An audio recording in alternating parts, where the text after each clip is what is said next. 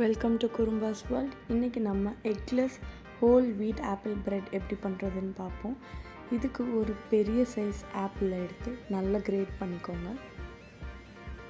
இப்போது அந்த கிரேட் பண்ண ஆப்பிளை நம்ம ஒரு பேனில் லோ ஃப்ளேம் வச்சுட்டு குக் பண்ணணும். இதோட 1 கப் சுகர் ஆட் பண்ணிக்கோங்க. நல்லா மிக்ஸ் பண்ணிகிட்டே இருக்கணும். லோ ஃப்ளேம்லேயே வச்சுக்கோங்க. அப்பப்போ மிக்ஸ் பண்ணி விட்டுட்டே இருக்கணும், இல்லைன்னா கீழே அடி பிடிச்சிடும். கொஞ்சம் நேரம் கழித்து ஒரு 2 மினிட்ஸ்க்கு அப்புறம் கொஞ்சம் நம்ம ஹீட்டை மீடியம் கொண்டு வந்துடலாம். ஸோ மீடியம் ஃப்ளேமில் அதை நல்லா பாயில் பண்ண விட்டுறணும்.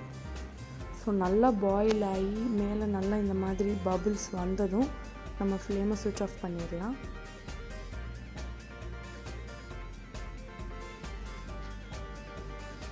இப்போது ஒரு பவுலில் அந்த ஆப்பிள் மிக்ஸ்சரை போட்டுட்டு இப்போது அதில் நம்ம 1/2 கப் ஆயில் ஆட் பண்ணிக்கலாம், எனி ரீஃபைண்ட் ஆயில். இப்போது அதோட 3/4 கப் மில்க் ஆட் பண்ணிக்கணும்.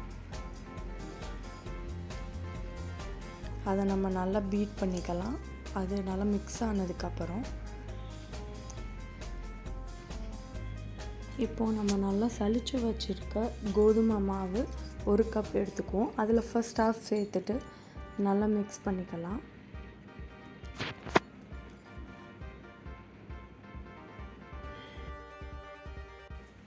இப்போ நம்ம இன்னொரு 1/2 கப் கோதுமை மாவையும் சேர்த்துட்டு நல்லா மிக்ஸ் பண்ணிக்கலாம்.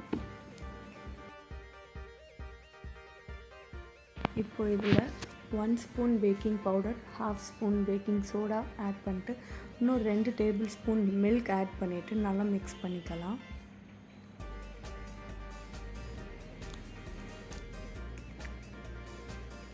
ஒரு லோஃப் டின்னை க்ரீஸ் பண்ணி வச்சுருக்கேன். அதில் நம்ம கேக் பேட்டரை போர் பண்ணிவிட்டு அது மேலே கொஞ்சம் டூட்டி ஃப்ரூட்டீஸ் ஆட் பண்ணிக்கலாம். ஸோ இது ஒரு ஆடட் ஃப்ளேவர் அண்ட் இது வந்து சாப்பிடும்போது அங்கங்கே நமக்கு நல்லா க்ரன்ச்சியாகவும் இருக்கும். இப்போ அது மிக்ஸ் பண்ணிவிட்டு இது ஒரு 2 to 3 டைம்ஸ் டேப் பண்ணிக்கலாம், ஏர் பபிள்ஸ் ரிலீஸ் ஆகிறதுக்காக.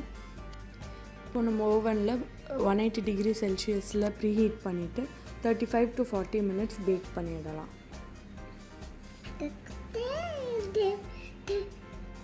இப்போ நம்ம ஒரு குச்சியில் குத்தி பார்த்துட்டு ரொம்ப க்ளீனாக வந்திருக்கு. நம்மளோட eggless whole wheat apple bread ready.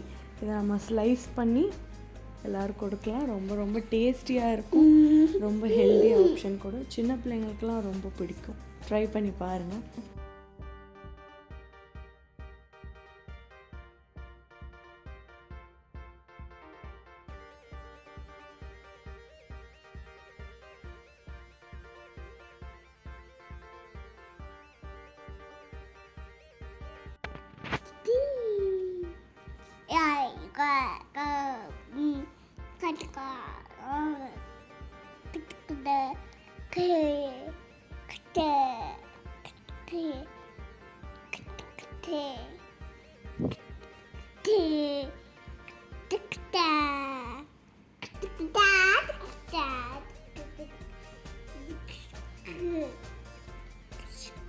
Yeah.